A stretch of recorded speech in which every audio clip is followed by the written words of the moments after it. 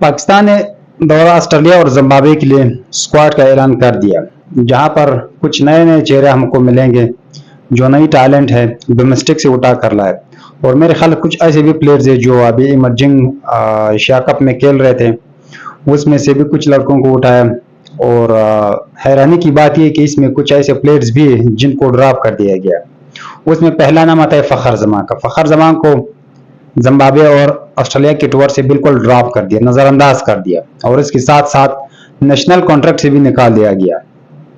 अभी पता नहीं ये पीसीबी क्या कहना चाह रहा है, लेकिन खैर हम बात करते पाकिस्तान की जो स्क्वाड अनाउंस कर दिया गया पीसीबी ने। 4 टीमें, जिसमें ओडाई का अलग है, T20 का अलग है, ऑस्ट्रेलिया और जिम्बाब्वे का अलग अलग टीमें उसने ऐलान कर दिया। उसमें पहले ऑस्ट्रेलिया के खिलाफ जो ओडाई का स्क्वाड है उसमें सबसे पहले आमिर जमाल शामिल है, अब्दुल्ला शफीक है, अरफात मिनहास है। मेरे ख्याल से ये अरफात वही लड़का है जो अभी रिसेंटली एशिया कप में खेल रहे थे, इमर्जिंग में बहुत अच्छा परफॉर्म दे रहा था, इस वजह से मेरे ख्याल से उसी की परफॉर्मेंस पे उठाया।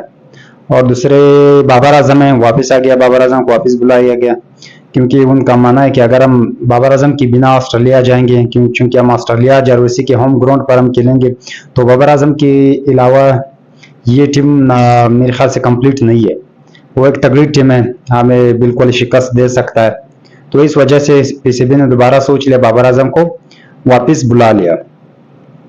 उसके साथ फैसल अकरम है, ये भी नया लड़का है, हारिस रऊफ है, हसीबुल्ला बेचारे को तो हर बार उठाता है लेकिन कभी भी उसको मौका नहीं दिया गया। अभी इस बार भी इंग्लैंड के खिलाफ टेस्ट सीरीज में उठाया लेकिन एक भी चांस उसको नहीं मिला। लेकिन ये नाजायज है, नाइंसाफी है, जब किसी को उठाते तो मेरे ख्याल से 1-2 चांस देना चाहिए उसको कि वो अपने आप को साबित कर सके। इसके बाद कामरान गुलाम है, जो अभी इंग्लैंड के खिलाफ बहुत ज़बरदस्त परफॉर्मेंस दिया था, बाबर आजम की जगह आया था, ये भी ज़बरदस्त चॉइस है। फिर उसके बाद मोहम्मद हसनैन, यार मोहम्मद हसनैन का नाम सुनकर बहुत खुशी हुई मुझे। ये एक यंग लड़का है, बहुत अच्छा बॉलर है, लेकिन बदकिस्मती से उसके एक्शन पे जो तनकीद किया गया, फिर वो कुछ अरसे इंटरनेशनल क्रिकेट से बाहर था, फिर वापस आ गया पीएसएल में अपने आप को साबित कर दिया। फिर उसके बाद ये अभी जो चैंपियंस कप हुआ था वो इसमें हाईएस्ट विकेट टेकर हसनैन ही था। इसकी बुनियाद पर मोहम्मद हसनैन को उठाया कि पाकिस्तान की जो अभी चैंपियन ट्रॉफी हुआ था उसमें सबसे ज्यादा विकेट हसनैन ही लिए थे। हालांकि पाकिस्तान की पिचेस इतनी अच्छी पिचेस नहीं होती, वो बिल्कुल मेरे ख्याल से जो फास्ट बॉलिंग है पेस के लिए वो इतना करामत साबित नहीं होता जितना बैटिंग के लिए। तो हसनैन को इस वजह से उठाया चूंकि ऑस्ट्रेलिया के पिचेस बहुत ज्यादा तेज हैं, वहां पर ये बिल्कुल साबित हो सकता है, बिल्कुल करामत साबित हो सकता है, मफीद है ये मेरे ख्याल से। उसकी जो पेस है, उसकी जो स्पीड है ना, 150 प्लस भी ये बंदा कर सकता है। तो इस वजह से उसकी जो पेस है उसको देखकर मोहम्मद हसनैन को भी सेलेक्ट किया गया।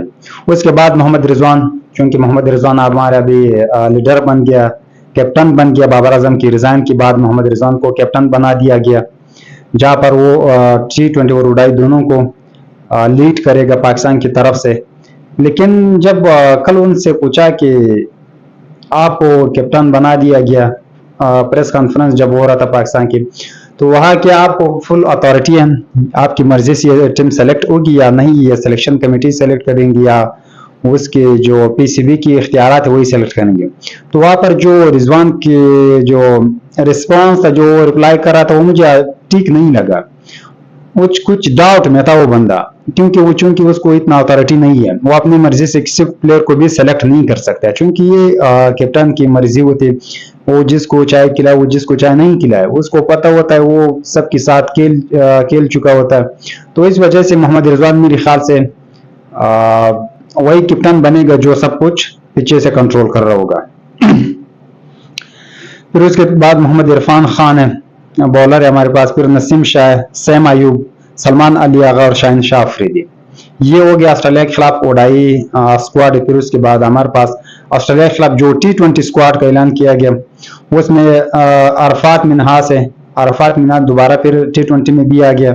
बाबर आजम है, हारिस रऊफ, हसीबुल्ला विकेट कीपर है, जानदाद खां चूंकि पाकिस्तान की तरफ से जो अभी चैंपियन ट्रॉफी हो गया उसमें सेकंड हाईएस्ट विकेट टेकर यही था। پہلا جو تھا محمد حسنین تھا، سیکنڈ پہ جانداد خان تھا، جہاں پر اس نے دوسرے نمبر پہ سب سے زیادہ وکٹیں حاصل کی، تو اس کی پرفارمنس کو دیکھ کر پی سی بی نے اس کو سلیکٹ کر دیا گیا۔ پھر اس کے بعد محمد عباس افریدی ہے، یہ بھی بہت اچھا بولر ہے، محمد رضوان ہے، محمد عرفان خان ہے، نسیم شاہ، عمیر بن یوسف ہے۔ عمیر بن یوسف بھی بہت عرصے سے بیچارہ گمنام ہو گیا، پتہ نہیں یہ بندہ آج کل کدھر گم رہے، تو اچھا ہے کہ اس بار اس کو بھی چانس دیا گیا۔ پھر اس کے بعد شہزادہ فرحان ہے، شہزادہ فرحان بھی گم ہو گیا، بہت اچھے پرفارمنس دی تھے پاکستان کی طرف سے، پاکستان میں کچھ میچز کھیلے اس نے، لیکن بدقسمتی سے دوبارہ اس کو شارٹ کر لیا۔ پھر اس کے بعد سلمان علی آغا ہے، جو چونکہ نائب کپتان ہوگا، سرفراز کے ساتھ T20 میں نائب کپتان سلمان علی آغا ہی ہوگا۔ اس کے بعد شہنشاہ افریدی ہے، سفیان کو کھلایا، نیا لڑکا اس کو چانس دیا۔ عثمان خان ہے، عثمان خان کو واپس لائے۔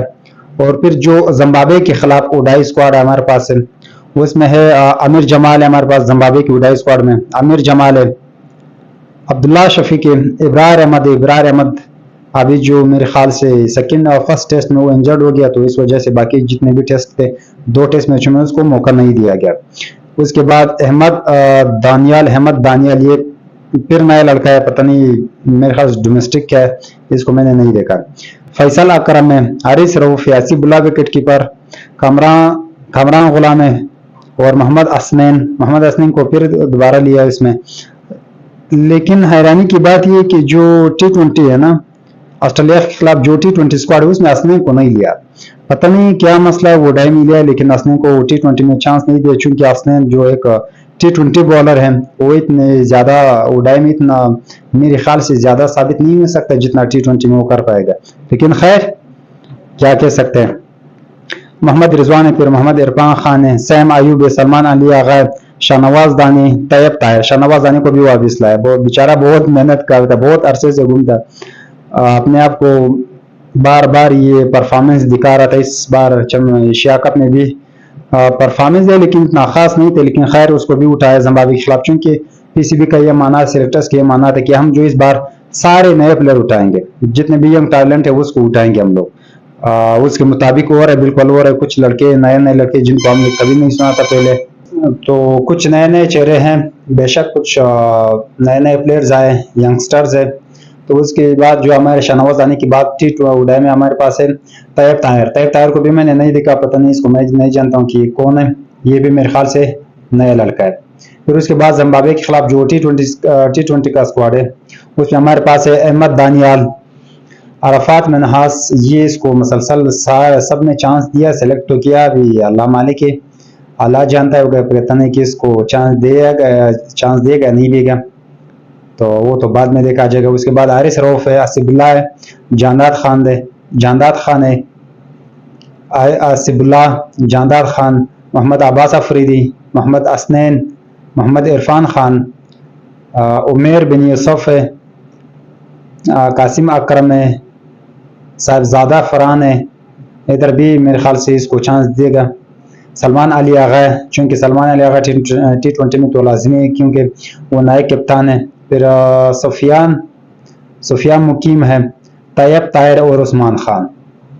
تو یہ ہے دوستوں پاکستان کی اسکواڈ جو زمبابوے اور آسٹریلیا کے لیے سلیکٹ ہوئے۔